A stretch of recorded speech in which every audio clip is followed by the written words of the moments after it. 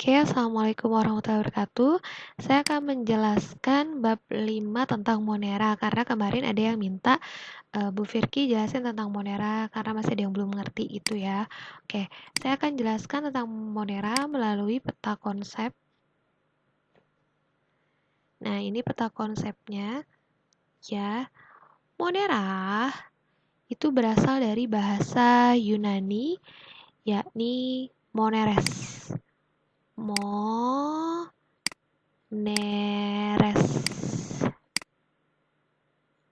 Moneres ya, yang artinya itu adalah tunggal. Nah, kenapa disebut ini? Karena umumnya Monera ini dia bersel tunggal atau biasa disebut dengan uniselular. Uniselular ini bersel satu. Uniselular ini saya pakai mouse ya. Nah, kemudian semua organisme prokariotik itu termasuk ke dalam Monera.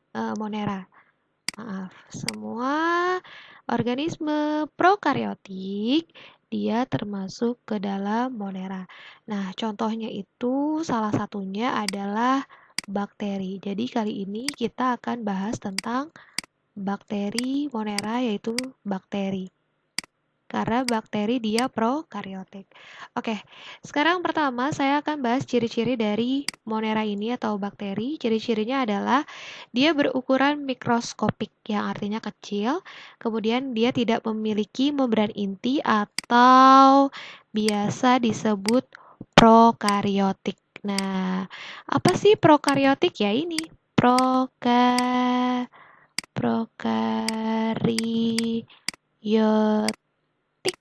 Nah, ini ya. Nah, prokariotik artinya dia tidak memiliki membran inti. Kemudian, ciri-ciri selanjutnya adalah tidak memiliki organel membran. Selanjutnya, ciri-ciri selanjutnya memiliki berbagai bentuk. Ada yang berbentuknya kokus atau biasa disebut bulat.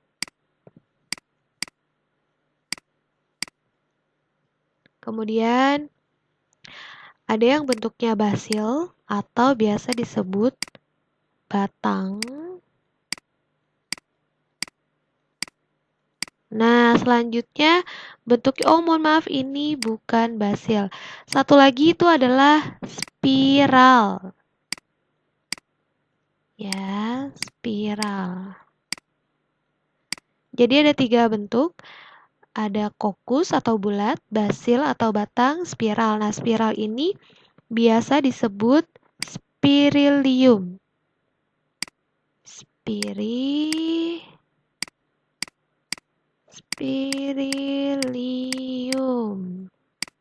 Nah, ya. Nah, kokus itu ada atau berbentuk bulat itu ada macam-macamnya lagi. Ada monokokus, kemudian ada diplococcus, ada sarkina, ada streptococcus, kemudian ada staphylococcus. Nah, basil atau batang itu macam-macamnya juga ada banyak. Ada monobacillus, ada diplobacillus, kemudian ada Streptobacillus, kemudian ada Coccobacillus. Ini yang basil. Selanjutnya yang spiral atau spirilium itu juga ada banyak macamnya. Ada spiral, ada Fibno, itu adalah spiral tidak sempurna. Kemudian ada spiroseta, itu artinya dia berbentuk spiral tapi tidak dapat bergerak. Ya. Kemudian selanjutnya Monera ini sendiri atau bakteri ini sendiri dia memiliki peranan yang menguntungkan dan juga ada yang merugikan, ya. Nah, yang menguntungkan itu dia sebagai saya tulis di sini ya. Yang menguntungkan itu dia sebagai yang pertama dekomposer. Dekomposer.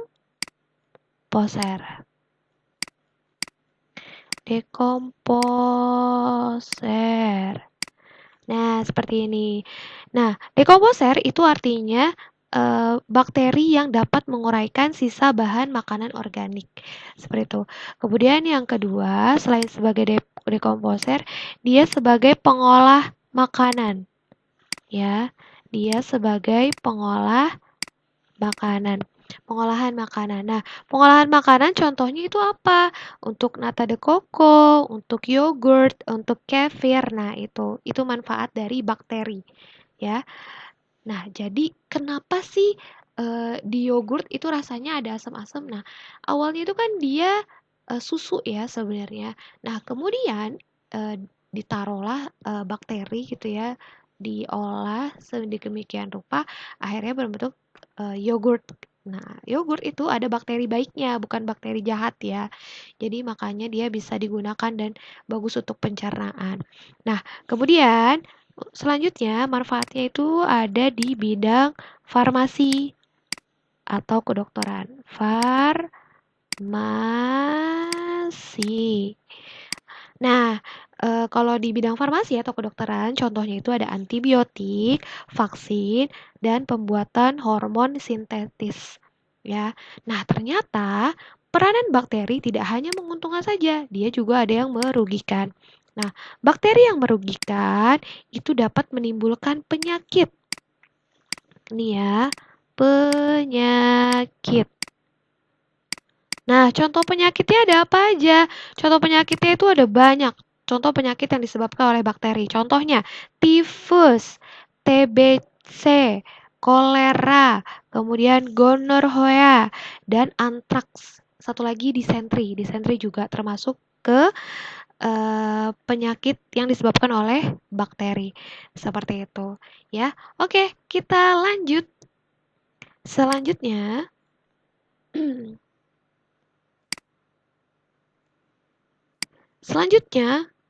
kultur.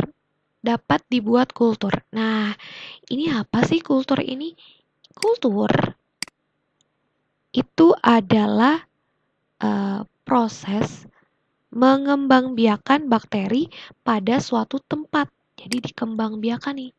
Dikembangbiakan.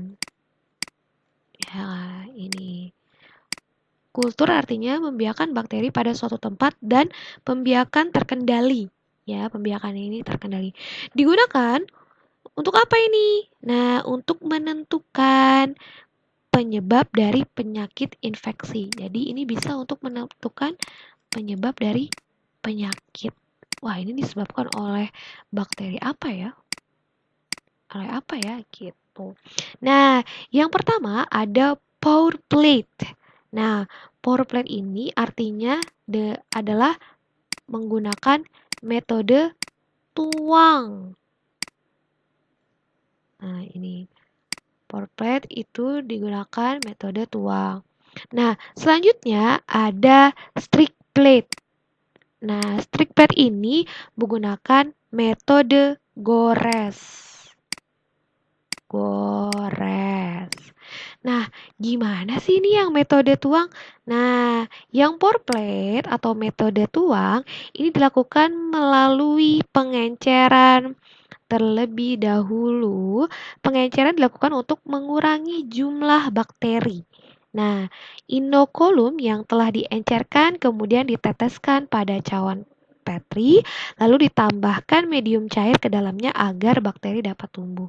Nah, inokulum sendiri itu apa sih? Inokulum. Nah, inokulum ini sendiri itu adalah kultur bakteri.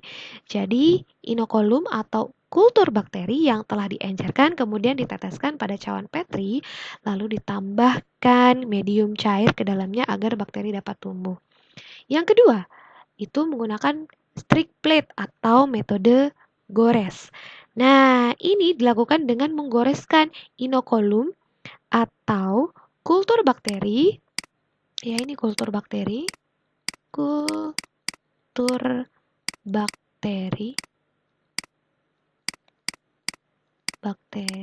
ya, kultur bakteri di permukaan medium agar nutrien dalam cawan Petri dengan menggunakan jarum Ose di antara garis-garis goresan akan terdapat sel-sel yang cukup terpisah sehingga dapat tumbuh menjadi koloni. Seperti itu. Ya. Nah, kemudian kita lanjut. Nah, Bakteri, dia bereproduksi dengan cara dua. Yang pertama aseksual, kemudian yang kedua seksual. Aseksual ini artinya dia menggunakan pembelahan biner, ya, pembelahan biner atau membelah diri, ya, dia membelah diri. Nah, pada pembelahan biner, pembelahan diri secara langsung tanpa melalui tahapan pembelahan seperti mitosis. Nah, ini hebat banget ternyata di bakteri ini sendiri. Nah, bakteri atau pembelahan biner ini, dia melakukan pembelahan sel berlangsung secara cepat, mampu membelah sel setiap 20 menit sekali. Ya, hebat banget, luar biasa. Nah, selanjutnya seksual, yaitu dengan cara konjugasi, transformasi, dan transduksi. Oke, saya akan jelaskan pertama yang konjugasi. Konjugasi ini terjadinya penggabungan gen antara dua sel, ya, penggabungan antara dua sel jenis kelamin. Pada bakteri tidak dapat ditemukan. Nah, jadi konjugasi ini sendiri di bakteri itu melakukan dua sel, tapi jenis kelaminnya itu tidak dapat dibedakan. Nah, jika dalam peristiwa konjugasi ini sendiri, bakteri memberikan DNA ke bakteri lain, itu dapat dikatakan bahwa bakteri tersebut berkelamin jantan. Dan sebaliknya, bakteri penerima DNA tersebut sebagai bakteri betina. Nah, kalau secara kasat mata atau fisik itu tidak bisa dibedakan. Tapi ketika sudah melakukan pembuahan, jadi yang memberikan itu disebut jantan, yang menerima itu disebut betina, seperti itu. Kemudian ada transformasi. Transformasi ini sendiri dia perpindahan materi genetik dari sel bakteri ke bakteri yang lain. Jadi perpindahan satu bakteri ke bakteri yang lain itu melakukan transformasi, itu juga secara seksual. Nah, selanjutnya transduksi. Transduksi ini sendiri dia adalah perpindahan materi genetik dari satu bakteri ke bakteri lain dengan perantara virus. Melalui perantara, nih saya tulisin ya, melalui perantara virus atau dikenal sebagai bakteriofage. Nah, ini sebenarnya udah dipelajarin pada saat kemarin ya. Bedanya transformasi dia hanya dari satu bakteri ke bakteri yang lain. Nah, kalau transduksi dia dari satu bakteri ke bakteri lain tapi menggunakan perantara yaitu virus. Kalau transformasi enggak, dia langsung seperti itu. Oke, selanjutnya saya akan menjelaskan klasifikasi di dalam Monera. Dia ada 5 kelompok. Oke, yang pertama adalah Proteobacteria. Nah, kelompok bakteri ini, nih Proteobacteria, kelompok bakteri ini mempunyai keanekaragaman jenis yang paling besar dan terbagi menjadi 3 subkelompok utama. Jadi dia dibagi lagi menjadi 3. Ada yang disebut bakteri ungu, kemudian ada yang disebut Probacteria chemoautotrof, selanjutnya ada Proteobacteria chemoheterotrof. Ya, ini yang pertama. Kemudian, yang kedua itu adalah bakteri gram positif. Bakteri gram positif ini umumnya mempunyai dinding sel yang bersifat gram positif, walaupun ada sebagian yang berdinding gram negatif. Sebagian besar bakteri gram bersifat chemoheterotrof dan hanya sedikit yang bersifat fotosintetik. Oke, tadi kan saya jelaskan tentang chemoheterotrof. Nah, chemoheterotrof itu dia bakteri yang bersifat autotrof atau pengertiannya adalah bakteri atau organisme yang dapat membuat makanannya sendiri. Itu pengertian dari autotrof, sifat autotrof ya. Oke, saya lanjut. Selanjutnya ke Spiroseta. Spiroseta ini adalah kelompok bakteri berbentuk filamen helix yang tipis, bergerak seperti pembuka tutup botol, bersifat kemoheterotrof, yang tadi ya, artinya bakterinya bersifat autotrof atau dapat membuat makanannya sendiri. Nah, dia hidupnya bebas dan umumnya bersifat patogen. Contohnya adalah Treponema pallidum yang menyebabkan penyakit sifilis dan Borrelia burgdorferi yang menyebabkan penyakit Lyme. Ini yang Spiroseta. Selanjutnya kita ke Chlamydia. Nah, Chlamydia, kelompok bakteri ini merupakan parasit obligat atau artinya parasit sejati pada sel hewan. Nah, semua energi ATP yang diperlukan oleh bakteri ini langsung diperoleh dari sel inang.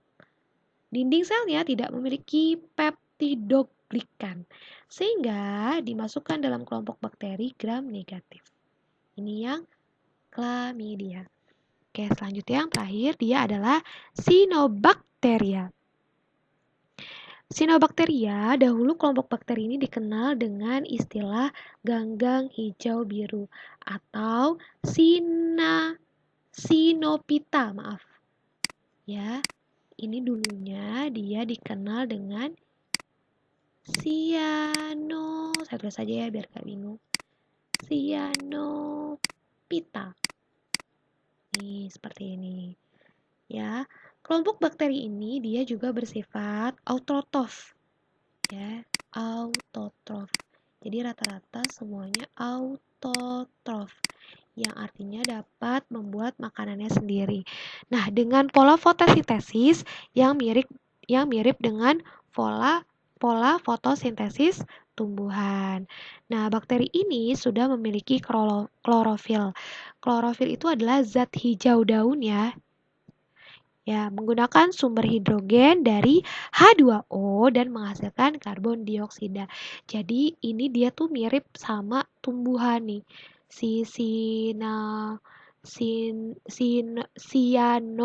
Cyanobacteria atau dulu itu disebut Cyanophyta.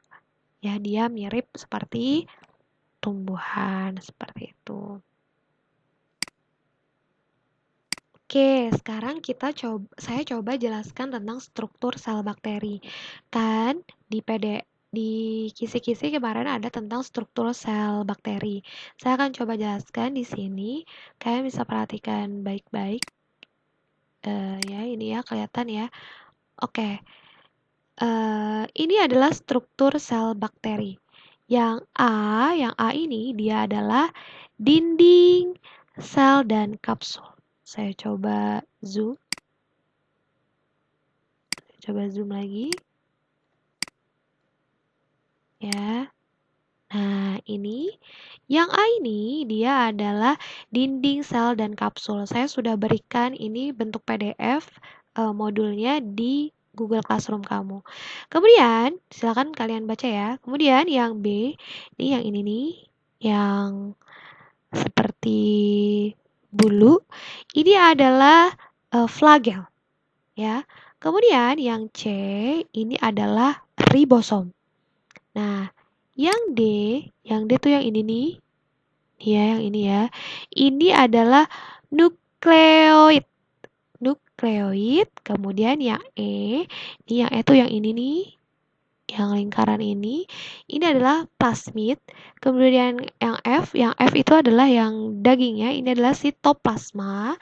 Kemudian yang terakhir yang bulu-bulu kecil ini yang bulu-bulu kecil ini yang G itu disebut dengan pili atau fimbria. Nah, untuk penjelasan masing-masingnya itu ada di PDF bentuk saya ya di modulnya. Nanti silakan kalian boleh baca lagi lebih teliti. Gitu ya. Oke, ini sudah saya jelaskan tentang Monera. Terima kasih, silakan belajar. Semangat untuk PAS-nya. Nanti ada video satu lagi tentang Protista. Ya, sekian dari saya untuk yang Monera. Wassalamualaikum warahmatullahi wabarakatuh. Semangat PAS, semangat!